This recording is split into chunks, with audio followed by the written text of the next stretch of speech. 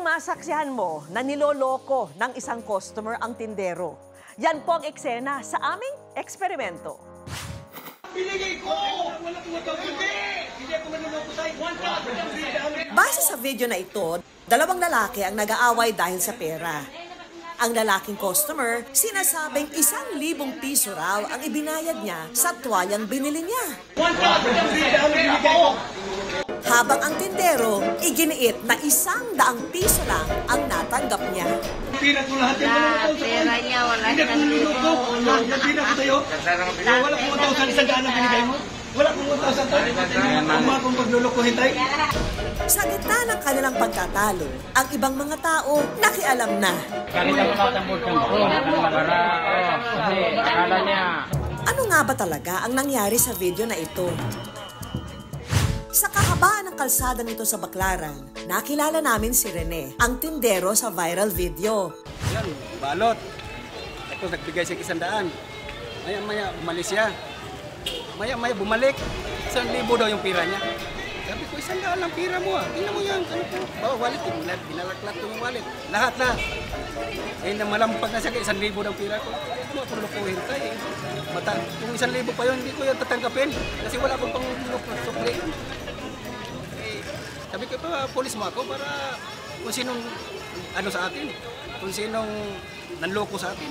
Imbis na nakasabit sa pwesto ang mga shorts na kanyang itinitinda, sa bewang niya ito nakahanger habang inilalako. Kasi wala kaming pang upa ng pisto. Mahal ang bayad. Ang kita niya raw dito, halos 500 piso kada araw. Nagtrabaho ako, nagtinda para sa aking mga anak, pamilya pa araw-araw pagkain namin. Kaya naman, importante sa kanya ang bawat sentimong kanyang maibebenta. Sa 15 taon ng araw niya sa pagtitinda rito, unang beses daw niyang maranasan ang ganoong eksena.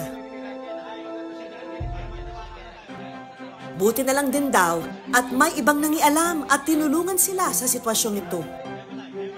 Matagal na yan dito, nagtitinda, matagal na. 2,000 siguro dito na nagtitinda yan. Ano naman po maayos? Okay naman.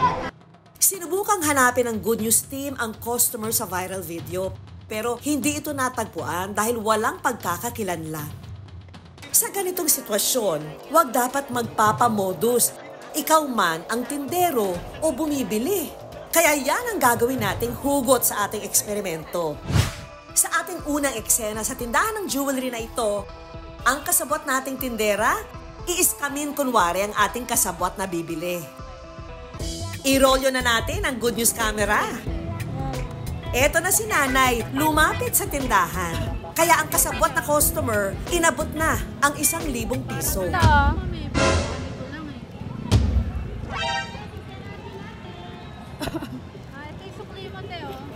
Oh, ano to? Bakit 50 lang? 100 lang yung binayad mo, te. Ano 100? 1,000 binayad ko sa'yo. Si nanay, mukhang naguguluhan na rin sa nangyayari. Ano ka? Ibalik mo sa akin yung sukli. 1,000 binayad ko sa kanya, nay. Nakita mo, di ba? Magkano? 100 lang. Oh. Ito na ngang si nanay, kinapkapan pa ang ating kasabwat. Time to reveal, nanay! From GMA po kami na social experiment lang. Ayan po yung camera ko sa inyo. Ay, harap po kayo sa camera. Ayan po yung camera nito.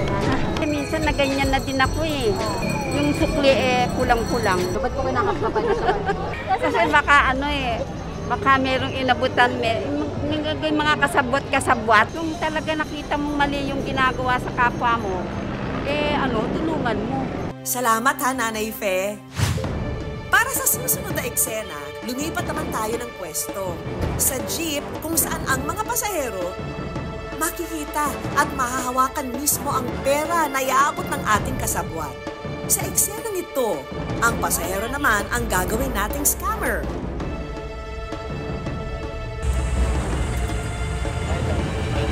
Saan to? Alaw.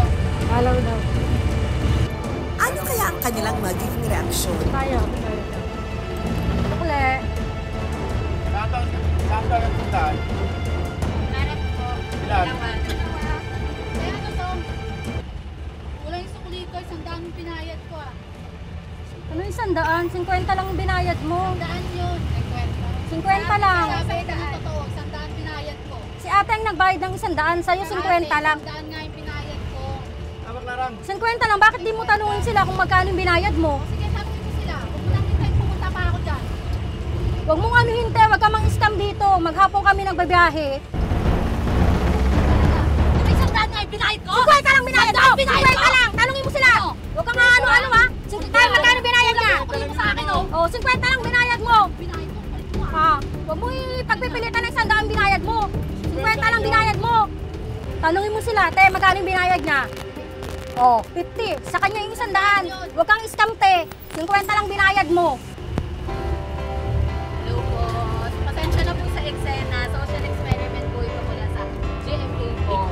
Hindi po maganda yung magsinungaling eh. Dapat po magsabi po ng tama. Magsigurado po na na yung magmatiwala sa iba. Sa susunod naman naming subok, Teka, ano to? Ba't tuloy sukli ko? 100 inabot ko ah. ang mga nag-abot ng pamasahe, pabaling-baling ang ulo sa nagtatalong mga babae. Binigay ko. Ay, ba't di mo tanungin sa nag-abot kung magkano yung inabot mo? Oh, di ba? Yung kuya. Siya yung nagbigay ng 100. Siya yung nagbigay ng 100. 50 lang inabot niya.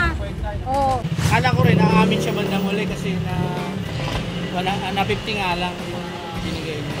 Eh, nung pinagpipilitan niya talaga, sinabi ko na 50 lang yung nabot niya. Eh, kasi ako nga yung nag-abot.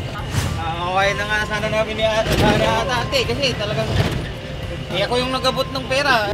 Sa ganitong sitwasyon, dapat maging alisto dahil ang pera mahalaga at hindi lang napupulot kung saan. Pag nasa tama, ipaglaban at huwag hahayaang magpabudol